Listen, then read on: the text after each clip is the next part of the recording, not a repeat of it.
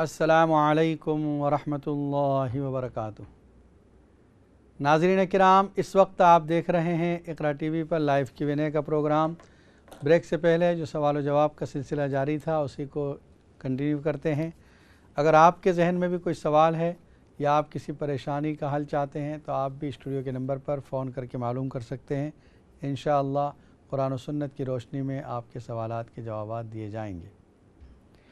तो हमारी जो बहन का सवाल था जो ब्रेक से पहले चल रहा था कि वो नमाज फ़जर को अर्ली पढ़ लेती हैं, यानी बिफ़ोर बिगिनिंग टाइम पढ़ लेती हैं। देखिए, इस तरीक़े से आपकी नमाज अदा नहीं होती। आप ये करें कि साथ में मुसल्ला ले जाएं और वहाँ पर जहाँ पर आप काम करती हैं वहीं पर नमाज़ पढ़ लें। और अगर ऐसा कोई मौका ना हो तो बाद में क़ज़ा हो सकती है, उसको ये होगा कि आपने नमाज क़ज़ा कर ली, लेकिन पहले जब पढ़ेंगी तो अदा ही नहीं होगी, वो आपके ज़िम्मे बाकी रहेगी। जैसे अभी रात का वक्त है, अभी से आप फ़जर की नमाज़ पढ़ लो, तो सेम ये फ़जर के टाइम के शुरू होने से पहले पढ़ें, तब भी यही हुक्म होगा कि आपकी नमाज अदा नहीं होगी। दूसरा, उन्होंने कहा कि बच्चों के लिए दुआ करानी है। अल्लाह ताला आपके बच्चों को राह रास्त पर सीधे राह पर रखे, आपकी आँखों की ठंडक बनाए, घर में खैर व आफ़ियत अता फ़रमाए। इंशाअल्लाह आज की इस मजलिस के आखिर में फिर दुआ करेंगे और तमाम नाज़रीन सामईन जो देख रहे हैं प्रोग्राम को, सुन रहे हैं, सब के लिए दुआ करेंगे। अल्लाह ताला सब के घरों में आफ़ियत, सुकून और मोहब्बतें अता फ़रमाएँ। दूसरा, हमारी एक बहन का ये सवाल था, अच्छा वो जो सूरह यूसुफ़ वाला अमल था मैंने आयत पढ़कर बताई थी, वमा उबर्रिउ नफ्सी 13 पारा नंबर 13 जो शुरू होता है आयत नंबर 56 है। इस आयत को आप पढ़ने का कहा था कल, याद रखें। वकज़ालिका मक्कन्ना से मुहसिनीन तक 56 नंबर की आयत है। और एक हमारी बहन का फ़ोन आया था जिन्होंने अपने बच्चों की परेशानी का ज़िक्र किया है। हक़ तआला शानहू आपकी औलाद को आपकी आँखों की ठंडक बनाए और आपकी औलाद को ज़िंदगी के हर मोड़ पे कामयाबी अता फ़रमाए। और आपके शौहर के बारे में भी आपने कहा है। देखिए, रोज़ाना सूरह कौसर को 11 मरतबा पढ़ें, 3-3 मरतबा दुरूद शरीफ आगे पीछे पढ़ लें और शौहर का तसव्वुर करके फूंक मार दें। यूँ समझे कि शौहर सामने खड़ा है, फूंक मार दे तो इंशाअल्लाह उसकी जितनी भी बुरी आदतें सब छूट जाएंगी और आपके करीब रहेगा वो इंशाअल्लाह। एक कॉलर लाइन पर मौजूद है। अस्सलामु अलैकुम वरहमतुल्लाहि वबरकातुहू। अस्सलाम वालेकुम वरहमतुल्लाहि वबरकातुहू। मेरा सवाल है मुफ्ती साहब, 3 आपसे सवाल पूछना है। एक सवाल ये है कि जब नमाज पढ़ते हैं तो नमाज के बाद जब दुआ मांगते हैं तो उसमें बात अगर करने लगे, कोई आ गया कुछ पूछा तो उसका जवाब दे दिया, तो नमाज होगी या नहीं होगी? ठीक है। और दूसरा सवाल ये है, जब किसी के पास, मेरी बेटी या बहू, किसी के पास 2 लड़कियां हैं और वो तीसरी दफा वो प्रेग्नेंट हो रही है, तो वो कुछ नहीं बोल रही है। अगर माँ या सास ये चाहती है कि इसको बेटा हो तो दुआ मांगना है कि बेटा दे दे अल्लाह, तो मांग सकते हैं या अल्लाह पर छोड़ दें? ठीक है, इंशाल्लाह ये बता दें। अच्छा, तीसरा सवाल ये है कि आपने बताया था कि जब सूरज निकलता है तो आप तो उस वक्त नमाज आप नहीं पढ़ सकते, और मगरिब के वक्त और सुबह के वक्त जब नमाज सूरज नहीं, मगरिब के वक्त जब डूबता है तो नहीं पढ़ सकते, और सुबह के वक्त जब गुरूर होता है तो नहीं पढ़ सकते, और दोपहर में नहीं पढ़ सकते। लेकिन मगरिब का टाइम तो 1 घंटा होता है अजान के बाद, तो अगर आदमी लेट पढ़ रहा है तो क़ज़ाए उम्री भी पढ़नी है, तो उस वक्त क़ज़ा पढ़ सकते हैं या नहीं पढ़ सकते, कि सिर्फ मगरिब ही पढ़ेंगे? यानी मगरिब की नमाज के बाद के वक्त में आप पूछ रही हैं? जी हाँ, मगरिब की नमाज की शुरू किया, तो सपोज कीजिए कि अजान हुई, उसके बाद देर से हम पढ़ा, 1 घंटा का टाइम है तो देर से पढ़ा, तो अब क़ज़ाए उम्री पढ़ सकते हैं या नहीं, या सिर्फ मगरिब की नमाज ही पढ़ेंगे? ठीक है, इंशाल्लाह पढ़ दें, बताते हैं। बहुत शुक्रिया आपका। अस्सलाम वालेकुम। देखिए, हमारी बहन ने बहुत अच्छे सवालात किए। पहला ये कि नमाज के बाद दुआ कर रही थी और उस दुआ के दरमियान कोई शख्स आया, उसने बात कर ली, कोई पूछा, उसे जवाब दे दिया, तो इससे नमाज पर कोई असर पड़ता है? तो इसका जवाब ये कि नमाज पे कोई असर नहीं पड़ता है। आपकी नमाज सलाम फेरने से ख़त्म हो गई। अब ये जो दुआ कर रही हैं ये नमाज के अंदर शामिल नहीं है, ये एक्स्ट्रा है। तो जितना खुलूस से दुआ करेंगी, जितना इत्मीनान से मांगेंगी, उतना ज़्यादा अल्लाह की तवज्जो होगी। अगर कोई बात करने के लिए आया तो पहले घर में तो ये ताकीद कर दें ایک طریقہ ہے بات کرنے کا، وہ یہ ہے کہ پہلے قریب آ کر بیٹھ جائیں. جب بیٹھیں گے تو آپ کو احساس ہوگا کہ یہ کچھ بات کرنا چاہتی ہے، تو آپ اپنی دعا کو پہلے ختم کر دیں، پھر اس کی طرف توجہ دیں کہ بھئی کیا بات ہے. اس طرح درمیان میں بات کرنا مناسب نہیں ہے. اللہ کے ساتھ آپ باتیں کر رہے ہیں، دعا کیا ہے؟ اللہ سے آپ راز و نیاز کر رہے ہیں، آپ اللہ کے آگے گڑ گڑا کر مانگ رہے ہیں، اور پھر درمیان میں کوئی دنیا کی باتیں کر لی تو اس سے ڈسٹریکشن ہو گیا، آپ کی توجہ ادھر ہو گئی. تو گھر میں یہ تاکید کر دیں، جب بھی کسی کا بھی کوئی کام ہو اس طرح، وہ دعا کر رہا ہے تو اس کے قریب جا کر، یا کوئی تلاوت کر رہا ہے، قرآن کی تلاوت میں بھی اس کا خیال رہے کہ آپ اس سے بات کرنا چاہ رہی ہیں جو قرآن کی تلاوت کر رہا ہے، تو پہلے اس کے پاس جا کر بیٹھ جائیں، یا کوئی اشارہ اس طرح کریں کہ میں آپ سے کچھ بات کرنا چاہتی ہوں. وہ تلاوت کو بند کر دے، اس کے بعد پھر آپ اس سے بات کر لیں. تو دعا میں بھی اسی طریقے کو اپنائیں تو انشاءاللہ آپ کی دعا بھی مکمل ہو جائے گی اطمینان کے ساتھ، اور آپ کا کام بھی ہو جائے گا. دوسرا ایک سوال تھا ان کا کہ 2 لڑکیاں پیدا ہو چکی ہیں اور ابھی پھر پریگننٹ ہے، تو کیا لڑکے کے لیے دعا مانگ سکتی ہیں؟ ضرور مانگ سکتی ہیں. دونوں اللہ کی نعمتیں ہیں، لڑکی بھی اللہ کی نعمت ہے، لڑکا بھی اللہ کی نعمت ہے. تو یہ دعا کر سکتی ہیں کہ اللہ رب حبلی من لدنک ذریۃ طیبہ، حضرت زکریہ علیہ السلام کی دعا جو تیسرے پارے سورہ آل عمران کے تیسرے رکوع میں ہے. رب حبلی من لدنک ذریۃ طیبہ انک سمیع الدعاء. اور 17ویں پارے میں زکریہ علیہ السلام ہی کی دعا سورہ انبیاء میں ہے، رب لا تذرنی فردا وانت خیر الوارثین. یہ دعا پڑھیں. اور جو حاملہ عورت ہے، پریگننٹ عورت، وہ روزانہ سورہ یوسف کی تلاوت کرے تو انشاءاللہ اللہ تعالیٰ اس کو نیک صالح بیٹا عطا فرمائیں گے. تیسرا آپ کا سوال یہ بھی بہت اہم ہے کہ مغرب کے وقت میں، مغرب کی نماز پڑھنے کے بعد وقت باقی ہے تو کیا قضا نمازیں پڑھی جا سکتی ہے؟ دیکھیے، وہ جو مکروہ وقت کہا جاتا ہے تو ایگزیکٹلی جو سن سیٹ کا ٹائم ہے، غروب کا ٹائم ہے، وہ ٹائم مراد ہے. بس مثال کے طور پر 4 بجے غروب ٹائم ہے، سن سیٹ ٹائم 4 بجے ہے، تو یہ جو 4 بجے کا ٹائم ہے بس اس وقت میں نماز منع ہے. جیسے ہی 4:05 ہو گئے، ادھر مغرب کی اذانیں شروع ہو جاتی ہے. بس یہاں سے اب مغرب کی نماز کا وقت شروع ہو گیا. مغرب کی نماز پڑھ سکتی ہیں، اس کے بعد اوابین پڑھ سکتی ہیں، قضا نمازیں پڑھ سکتی ہیں، جو بھی پڑھنا چاہیں. صرف وہ جو آخری وقت ہے سورج غروب ہونے کا، عصر کی نماز تو آپ نے پڑھ لی ہے، تو اگر 4 o'clock ہے تو آپ 5 منٹ پہلے رک جائیں 3:55 سے، اور 4:05 تک یہ 10 منٹ نماز نہ پڑھیں. جیسے ہی غروب آفتاب ہو گیا، سن سیٹ ہو گیا، اب اس کے بعد کوئی بھی نماز پڑھی جا سکتی ہے. مغرب کی نماز کے بعد قضا نمازیں پڑھی جا سکتی ہے، نفل نمازیں پڑھی جا سکتی ہے، پڑھ سکتے ہیں آپ. اسی طرح فجر کے وقت میں بھی یہی مسئلہ ہے کہ جو سن رائز کا ٹائم ہے بس اس وقت کوئی نماز منع ہے. جیسے ہی سن رائز ہو گیا، سورج نکل آیا اور 15 منٹ گزر گئی، اب اس کے بعد چاہے آپ اشراق پڑھیں، قضا نمازیں پڑھیں اور نفل نمازیں پڑھ سکتی ہیں. زوال پہ بھی یہی ہے، وہی 5 منٹ، جیسے ہی زوال ہو گیا، ظہر کا وقت ٹائم شروع ہو گیا، اس کے بعد کوئی بھی نمازیں پڑھی جا سکتی ہے. تو اگر پورے اس میں دیکھا جائے تو صبح کے 15-20 منٹ نماز نہیں پڑھیں گی آپ، اور زوال میں 10 منٹ اور مغرب میں 10 منٹ، بس اتنا وقت ہے جس میں نماز نہ پڑھیں، باقی نمازیں پڑھی جا سکتی ہیں.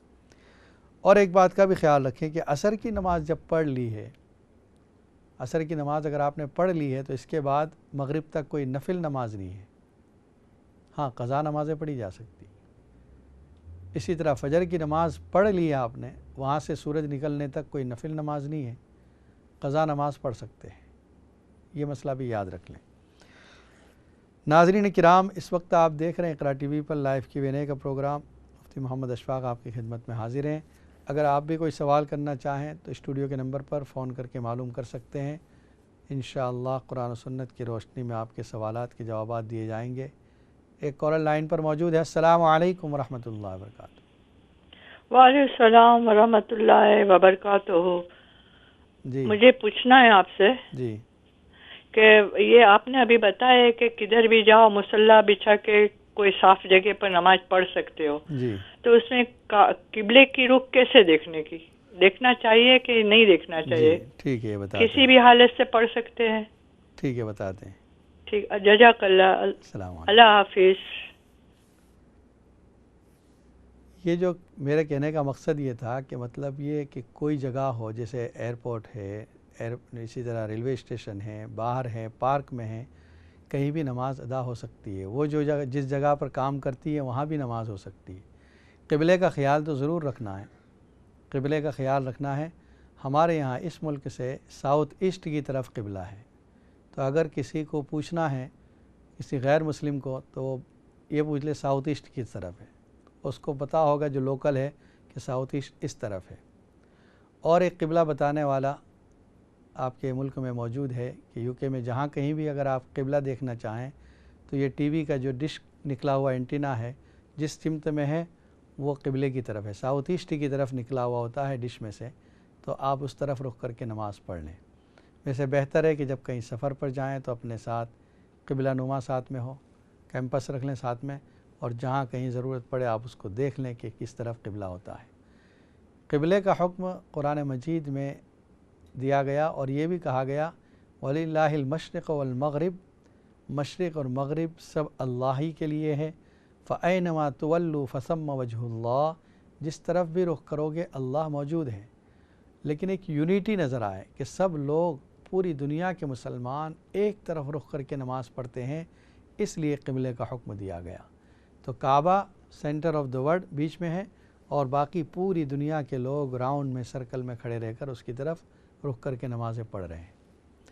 ایک اور کالر لائن پر موجود ہے. السلام علیکم ورحمۃ اللہ وبرکاتہ. جی جی آپ لائن پر ہیں. السلام علیکم. وعلیکم السلام ورحمۃ اللہ وبرکاتہ.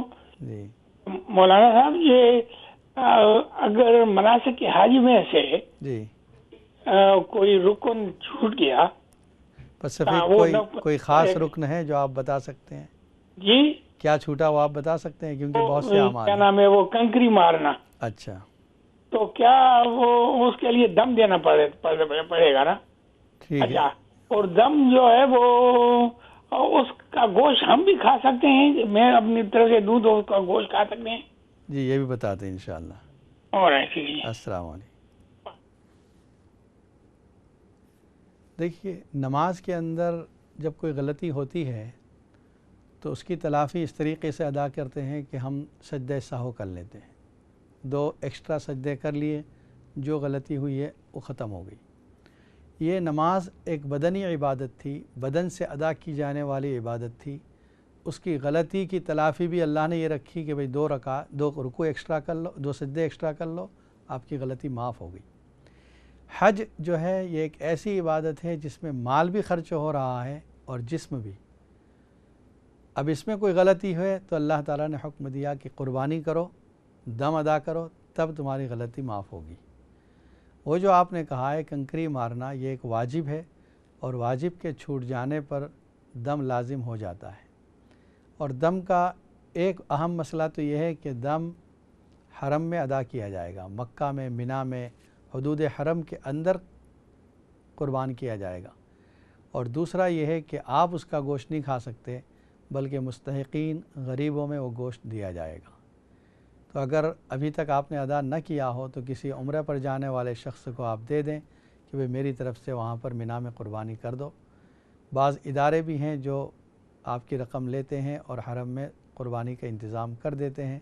تو اگر اس طریقے سے ہو جائے تو اچھا ہے، ورنہ پرسنلی خود مینا جا کر بھی لوگ قربانی کر سکتے ہیں. اور جب وہاں قربانی کرتے ہیں تو بہت سے غربا وہاں پر موجود ہوتے ہیں جو اس قربانی کا گوشت لے لیتے ہیں. تو اس طریقے سے آپ کا دم اب بھی ادا ہو سکتا ہے وہاں پر. اور اگر ابھی ادا نہ کیا ہو، جب بھی آپ جائیں وہ آپ کے ذمہ باقی ہے. جب آپ عمرے کے لیے جائیں تو آپ خود بھی کر سکتے ہیں. یہ دم کا وجوب جیسے میں نے بتایا سجدہ سہو کی طرح ہے، اور یہ دم کے ادا کرنے سے وہ جو کوتاہی ہوئی ہے وہ معاف ہو جاتی ہے.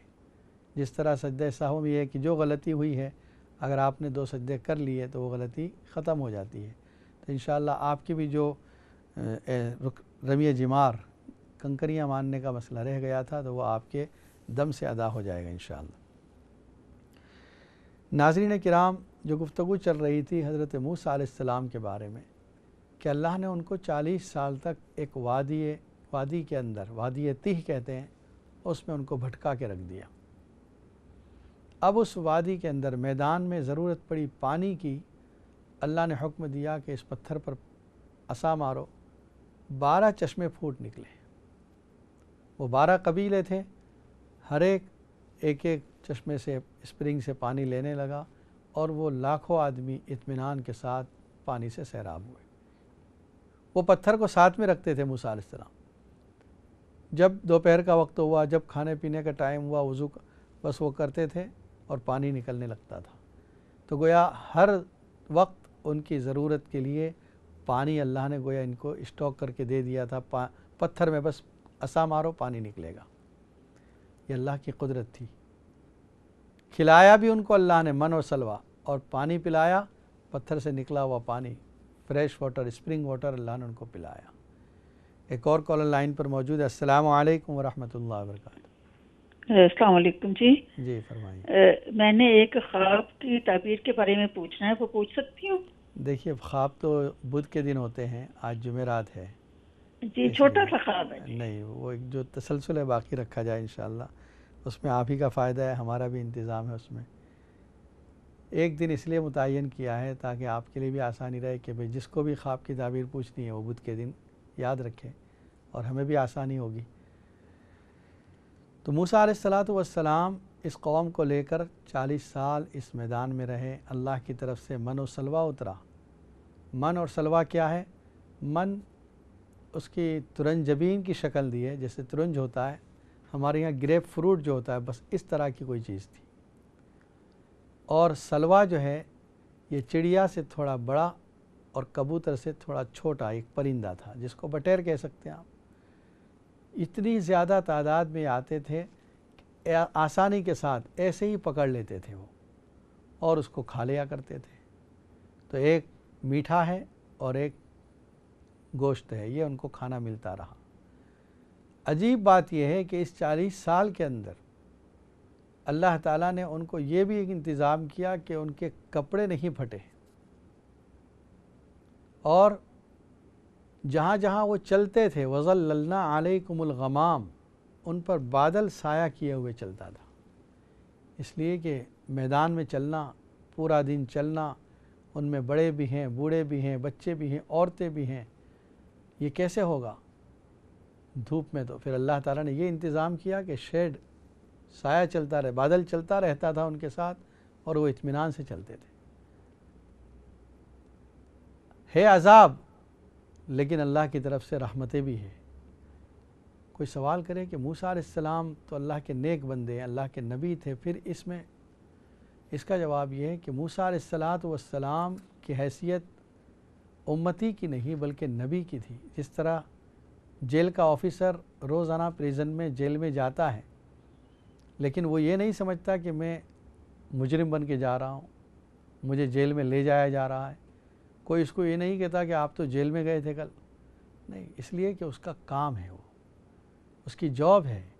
اسی طرح موسیٰ علیہ السلام ایک پریزن آفیسر کی طرح وہاں پر تھے، وہ کوئی اللہ کی طرف سے ان پر کوئی ناراضگی نہیں تھی، بلکہ وہ ایک لوگوں کو سنبھال رہے تھے۔ اللہ تعالیٰ نے اس آیت میں یہ بھی ذکر کیا وَظَلَّلْنَا عَلَيْكُمُ الْغَمَامَ وَأَنزَلْنَا عَلَيْهِمُ الْمَنَّ وَالسَّلْوَىٰ كُلُوا مِن طَيِّبَاتِ مَا رَزَقْنَاكُمْ، کھاتے رہو، لیکن ایک شرط، اس کو اسٹاک مت کرنا۔ دوپہر کو آیا ہے، کھانے کے ٹائم پہ آ جائے گا، پکڑ لینا، کھا لینا، شام کو پھر آئے گا۔ لیکن انہوں نے جمع کرنا شروع کیا۔ اللہ کی قدرت دیکھیے، جس وقت انہوں نے یہ گوشت جمع کرنا شروع کیا، اللہ کی قدرت سے اس کے اندر بگاڑ آ گیا، کیڑے پڑ گئے کچھ ہی دیر میں۔ جس طرح گوشت کو بغیر فریج کے ہم رکھ دیں تو خراب ہو جاتا ہے، تو وہ کچھ گھنٹوں میں خراب ہونے لگ گیا۔ فرماتے نبی اکرم صلی اللہ علیہ وسلم، اگر بنی اسرائیل ایسا نہ کرتے تو گوشت بھی بغیر فریج کے ایسے ہی رہ سکتا تھا جیسے ایپل رہتا ہے، جیسے بنانا رہتا ہے۔ دوسرے فروٹ ہم رکھتے ہیں بغیر فریج کے باہر، وہ 2-4 دن 5 دن کچھ نہیں ہوتا ان کو، ٹھیک اسی طرح گوشت بھی رہ جاتا اور نہ سڑتا، لیکن ان کی اس عادت کی وجہ سے، ان کی اس خیانت کی وجہ سے اللہ نے گوشت کے اندر بھی سڑان پیدا کر دی۔ پھر اس کے بعد اللہ نے جو فیصلہ کیا کہ اس قوم کو یہاں سے نکالنا ہے، تو کیا حالات پیش آئے انشاءاللہ اس کے بعد کی مجلسوں میں ذکر کیا جائے گا۔ حق تعالی شانہ آج کی اس مجلس کو قبول فرمائے، اور دعا کرتے ہیں تمام ناظرین کے لیے اللہ تعالیٰ ان کے گھروں میں برکتیں عطا فرمائے، جو بیمار ہیں اللہ تعالیٰ ان سب کو شفائے کاملہ عاجلہ عطا فرمائے۔ اللہم صلی علی سیدنا محمد وعلی آل سیدنا محمد وبارک وسلم۔ ربنا ظلمنا انفسنا وإن لم تغفر لنا وترحمنا لنكونن من الخاسرین۔ ربنا هب لنا من ازواجنا وذرياتنا قرة اعین واجعلنا للمتقین اماما۔ ربنا اغفر لنا ولاخواننا الذين سبقونا بالایمان ولا تجعل في قلوبنا غلا للذين آمنوا ربنا انك رؤوف رحیم۔ ربنا اغفر لنا ولاخواننا الذين سبقونا بالایمان ولا تجعل في قلوبنا غلا للذين آمنوا ربنا انك رؤوف رحیم۔ اللهم انا نسألك الهدى والتقى والعفاف والغنى۔ اللهم انا نسألك علما نافعا وعملا صالحا ورزقا واسعا وشفاء من كل داء۔ اللهم انا نسألك من الخير كله عاجله وآجله ما علمنا منه وما لم نعلم، ونعوذ بك من الشر كله عاجله وآجله ما علمنا منه وما لم نعلم۔ اللهم وفقنا لما تحبه وترضى واجعل آخرتنا خيرا من الأولى۔ اے اللہ ہمارے گناہوں کو معاف فرما، ہماری خطاؤں سے درگزر فرما۔ اے اللہ ہمیں نیک اعمال کی محبت نصیب فرما، نبی اکرم صلی اللہ علیہ وسلم کی سنتوں سے محبت نصیب فرما، اور سنتوں کے مطابق زندگی گزارنے کی توفیق عطا فرما۔ اے اللہ ہم میں جو بیمار ان سب کو شفاء کاملہ عاجلہ عطا فرما، ہمارے جو رشتہ دار بیمار ان کو بھی شفاء کاملہ عاجلہ عطا فرما، ہمارے جو رشتہ دار پریشان حال ہیں یا ہم میں جو پریشان حال ہیں ان سب کی پریشانیوں کو دور فرما، ہمارے گھروں میں خیر و برکت عطا فرما، عافیت و محبتیں عطا فرما، نا اتفاقی سے ہماری حفاظت فرما۔ اے اللہ جادو کے اثرات سے، عصبی اثرات سے، حاسدوں کے حسد اور کینہ پروروں کے کینوں سے ہماری حفاظت فرما۔ نبی اکرم صلی اللہ علیہ وسلم نے جتنی خیر کی دعائیں مانگی ہمارے حق میں مقدر فرما، جتنے شرور سے پناہ چاہی ہماری اس سے حفاظت فرما۔